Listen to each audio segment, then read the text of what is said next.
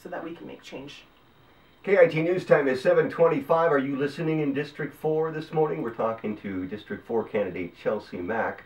Chelsea, another one of the big challenges in this community is this gang problem that we've got. What do you believe needs to be done to address this ongoing gang violence in our community? Well, I mean, it breaks down to I'd love to see the gang unit come back. Unfortunately, we had to disband that due to budgetary restraints. So I would love to see more boots on the ground when it comes to the Yakima police, but that also breaks down again to budget.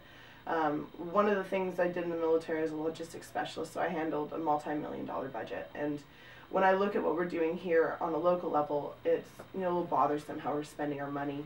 If we were a little bit more fiscally responsible with the decisions that we make as a city, we're going to be able to allocate more money to the police force, bring back the drug and gang unit, and be more effective on the streets. I think also, again, is about empowering the community to get involved when you see something going on that isn't right. Call the police.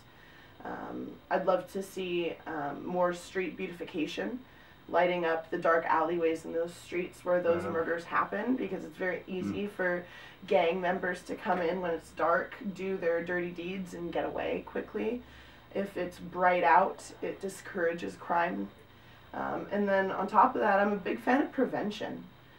It's cheaper for us as taxpayers to prevent children from getting involved with drugs and gangs than it is for us to intervene once they're already in the system, and unfortunately we have a lot of youth that get picked up for, stupid vandalism and misdemeanors, and then they're thrown into jail, and they're they get involved with harder criminals, and next thing you know, they're institutionalized, and they're repeat offenders, and they become part of the system. So I'd love to see more after-school programs, beautify our parks, improve our school districts. I'm a board member of the Henry Beauchamp Center, and what I love about that, it's a very, very community service based board where we volunteer a lot of our own personal time to we do GED education for single mothers.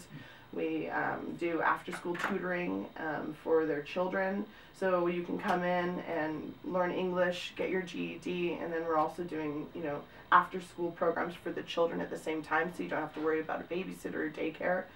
So we're empowering people to take charge of their own lives, and you see the beautiful thing about that is not only are these children being diverted from getting involved with drugs and gangs, but they're becoming more positive proponents of the community because they're getting pulled into the community rather than pushed out. All right, but the Beauchamp Center is a non-governmental. I mean, it's a kind of a government supports the facility, but it's a grassroots effort. Is it the job of people's tax dollars in government to provide for these kinds of programs? We just threw in an extra 50 grand to expand the number of options available for summer programs that the city does. There's some people whose thoughts on government is that's not city government's job. That's churches, Beauchamp centers, etc. They're the ones that could best handle it. What's your thought on that? Well, and with the Beauchamp Center, a lot of it has to do with people volunteering their time and donating money. So I'm not necessarily talking on a tax, a government tax level. I'm talking more about just like the ideology behind what I'm saying. But I would like to say to taxpayers out there, it is cheaper for us as taxpayers to put that money out front and to get these kids off the streets to begin with than it is to have to pay for them as repeat offenders. It's government's job to lock them up, and the government ought to put some of that money into the front end. Exactly. All right. Exactly. You've been knocking on doors. You just knocked on KIT's door. You've got 60 seconds. Tell us why we should vote for Chelsea Mack. Well, speaking of knocking on doors, I've hit about 1,300 of those myself. And if that doesn't tell you how genuine and passionate I am about this, then nothing will.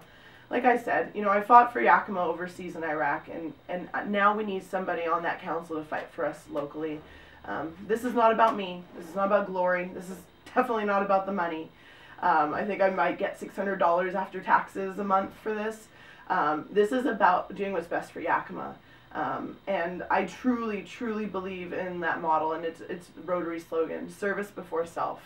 You know, we talk so much about as Americans about the rights that we're obligated, you know, to get as under the Constitution, but we often forget the duty side of it.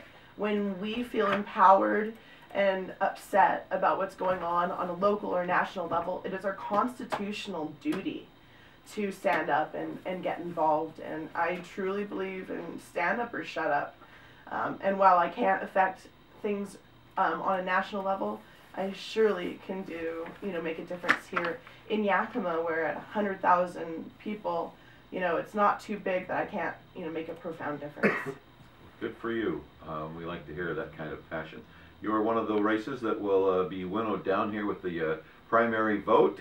So in the event you march forward, you know about marching, when you march forward, we'd like to have you back again and converse a little more in detail about some of the things you want to see accomplished. So best of good luck to you, Chelsea.